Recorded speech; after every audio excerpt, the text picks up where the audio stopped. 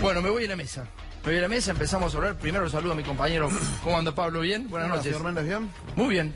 Preocupado, más que preocupado, inquietado por cómo van a hacer para explicar todo esto. La cantidad de archivos que dejó el presidente Macri hizo en campaña 2015, de Carrió, de Frigerio, de todo lo que escuchamos hoy, no sé cómo van a hacer para explicarlo en esta campaña, porque se van a encargar todo el mundo de sacarlo de vuelta a la vista. Sí. Creo que solamente van por la insertación, si vale el neologismo, de profundo odio para que la gente no escuche. Y claramente, ¿no? Claramente. Es como... Alperín, ¿cómo anda? Buenas noches. Un gusto tenerlo acá, ¿eh? Un placer. ¿Todo bien? Todo bien. Bueno, vamos a analizar hoy las falsas noticias, las operaciones, así que vamos a empezar a ver después un poco de ahí para analizarlo, ¿le parece? Sí, exactamente. Bueno, ¿cómo andamos, Juan? Muy bien. Buenas muy bien. noches. Buenas noches. ¿Todo bien? Todo perfecto. Bueno, Gaby, ¿Cómo estás? Buenas noches. ¿alguna Bien. novedad? Y varias. Sí, hoy. por ejemplo, rápido. Dale. Casación protagonista de lo que fue, por un lado, la ratificación de Alejo Ramos Padilla al frente de la causa de espionaje, pero también apartando al juez Alejandro Slokar, que era uno de los integrantes de la Sala 12 y que tenía que seguir definiendo el asunto. Me parece que es una ratificación con fecha de vencimiento para Ramos Padilla. ¿Sí? ¿Eso es lo que esto es lo que estaba olfateando? Esto es lo que se habla hoy en tribunales. Ah, no lo engañemos así. Leopoldo, ¿cómo andás? Hola, ¿qué tal? ¿Coincide con lo de Gabriel? Parcialmente. Creo que, en primer lugar, todo día que se gana para esta causa en manos de Ramos Padilla es un avance. Si miramos cómo estaba la situación del Poder Judicial hace un año atrás, hay cosas que han cambiado. Sí.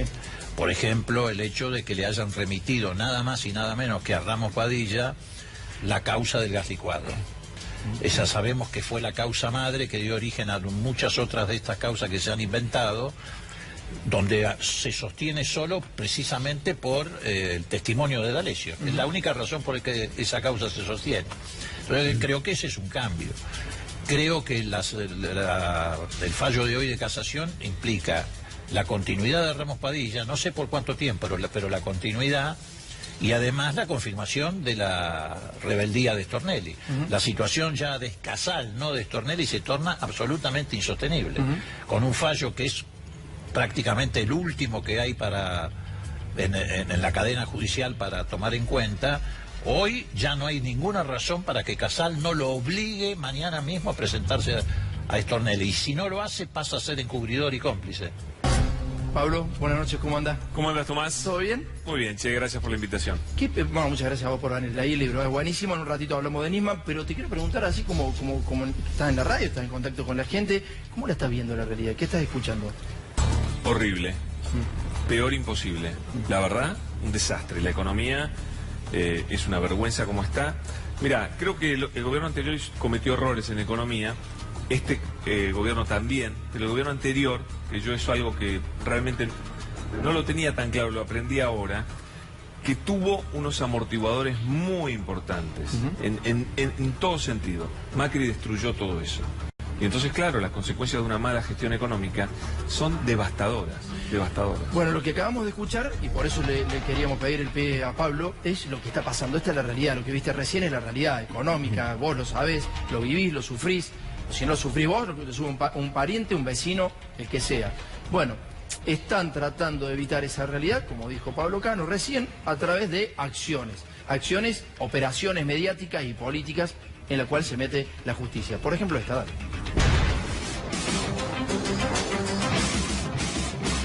El otro día mostré la grabación de Valdés con Schiavi, sí, hablando del Papa. Y sí, también eso, vos me decís, ¿eso sirve para escuchar a alguien? No.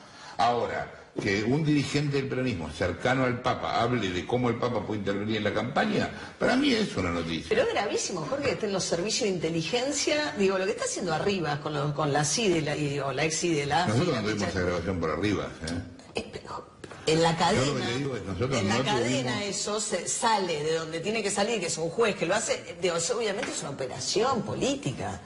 Nosotros no tuvimos esa grabación por los servicios. ¿Por qué? Pero era un tipo que no le pinchan a él el teléfono. Yo digo, mañana, a mí me parece, viste que ahora salió la corte diciendo, che, se están yendo al carajo con las grabaciones. Lo que digo es, ¿eso qué sentido tiene? O las de Parrilli con Cristina, son re atractivas, escucharla a ella, tratarlo como un sirviente. Bueno, pero no tiene ningún interés público, y es su vida privada, y no hay ningún delito ahí. ¿Es su vida privada la conversación de la mina hablando de política con su secretario? ¿Es su vida privada la conversación de la mina hablando de política con su secretario? en su teléfono coso, con una pinchadura que no Pero no lo está hicimos originada. nosotros la pinchadura. No, Pero no no lo está hicimos originada. nosotros la pinchadura.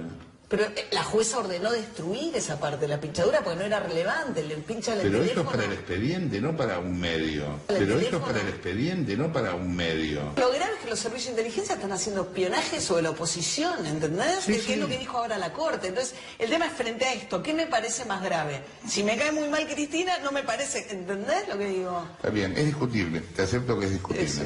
Te acepto que es discutible. Eso. ¿Pablo? No, un sinvergüenza, no digamos más nada. Yo, a ver, acá vos sos periodista, Pablo es periodista, Juan es periodista, él es una eminencia. La verdad, ¿qué te puedo decir respecto de esto?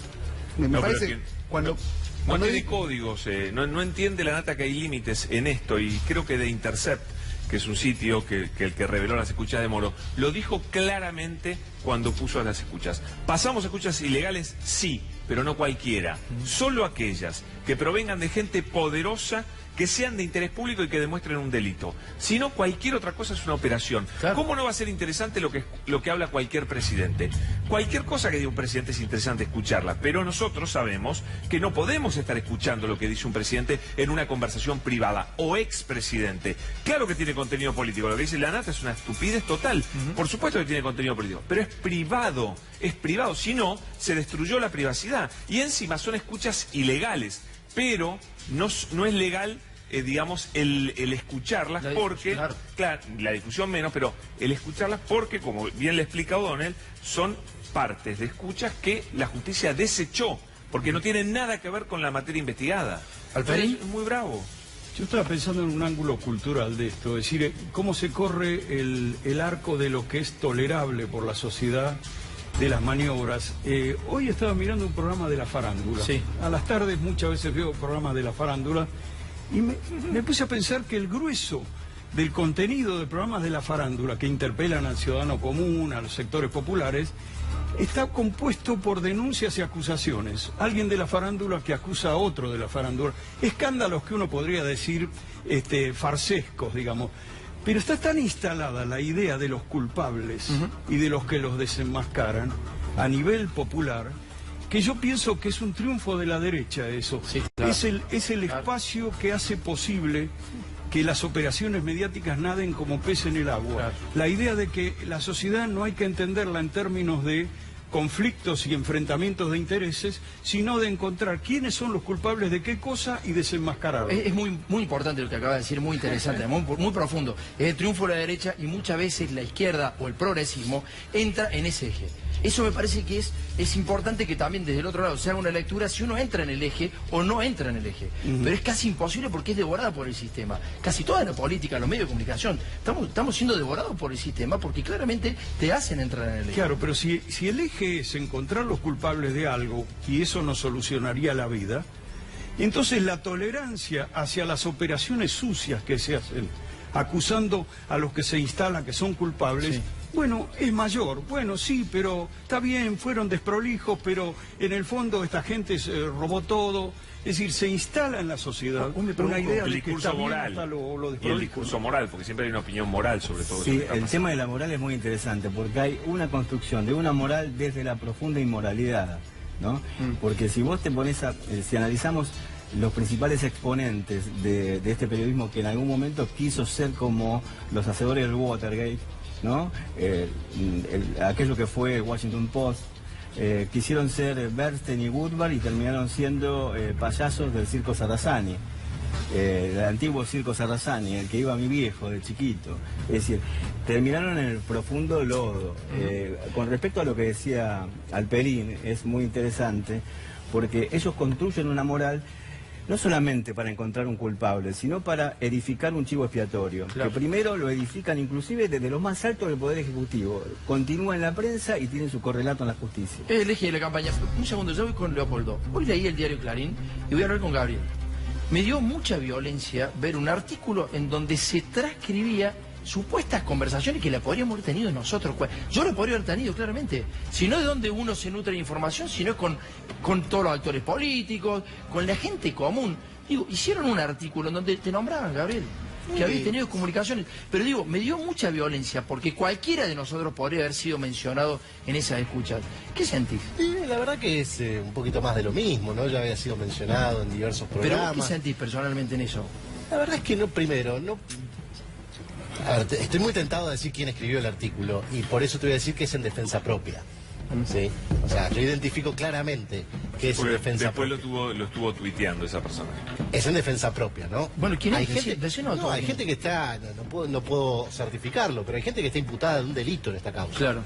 Y no es un delito cualquiera, ¿sí? No es un delito contra la libertad de expresión, no es una imputación contra la libertad de prensa o el uso de las fuentes o la salvaguarda de las fuentes, sino estaríamos todos diciendo qué barbaridad lo que hace el juez Ramos Padilla. Es un delito sospechado de extorsión. Por ende, los riesgos de ser procesado en base a esta información son muy altos. Y yo entiendo que hay intereses corporativos que además representan ciertos personajes que aparecen involucrados en esta trama, que inevitablemente los llevan a hacer cosas en defensa propia. ¿Saben que es ilegal? Sí. ¿Saben que la Corte dijo que basta con este asunto? Sí. Y lo hacen igual. Pero no tenía sustancia, Gabriel, o sea, le noto no tenía ningún tipo de una cosa quiero aclarar por ahí la gente que no leyó ese artículo. Lo que aparece, Gabriel, es que alguien le dice, che, pasale este artículo de La Nación a Gabriel. Una estupidez total. No tiene sustancia. Una pavada, pero ridícula. Pero entiendo que la idea es seguir construyendo sobre la base de, bueno, somos todos teníamos relación con... somos todos lo mismo. Algunos con presos, otro con extorsionadores, éramos todos lo mismo. No. Acá hay una diferencia clarísima. El juez la tiene bien clara y por eso hay alguien llamado indagatorio. Bueno, porque quedarse callado es complicidad. Mirar a otro lado, insensibilidad. No me puede dialogar a punta de pistola. No se debe negociar agarrado de las bolas. No me vengan a enroscar con la seguridad, ni para proteger ni para intimidar. Esta cabeza no quiere frenar, no está tranquila. No es una herida, es un hueco de amor. Machacando, se nos fue pudriendo el rancho. Voy a la cocina, luego al comedor, miro la revista y el televisor. Me muevo para aquí, me muevo para allá, Norma Pla, a caballo, lo tiene que matar y que me vienen con chorizo. Pero ya va a llegar, que cocinen a la madre de caballo y al papá y a los hijos. Si es que tiene, o a su amigo el presidente, no le deje ni los dientes, así son todos traficantes. Y si no es sistema, ¿qué? Y si no es sistema, ¿qué? No me digan, se mantiene con la plata de los pobres y que solo sirven para mantener a algunos pocos. Ellos transan, ellos venden, y es solo una figurita el que esté de presidente, porque así estaba Alfonsín, el que transa son roquín, son todos narcos y de los malos.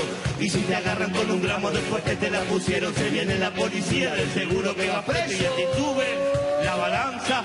El precio también sube la venganza y ahora va. ¿Y ahora qué? Son todos narcos. El presidente es el tipo que mantenga más tranquila a nuestra gente. Lleva plata del lavado. Y mientras nos saque la bronca del norte nos manda palos, ay, ay, ay. Oy, oy, oy. ¿Qué me dicen del delito que le meten el Jujuy? Ay, ay, ay. Oy, oy, oy. ¿Qué me dicen del delito que le meten el Jujuy?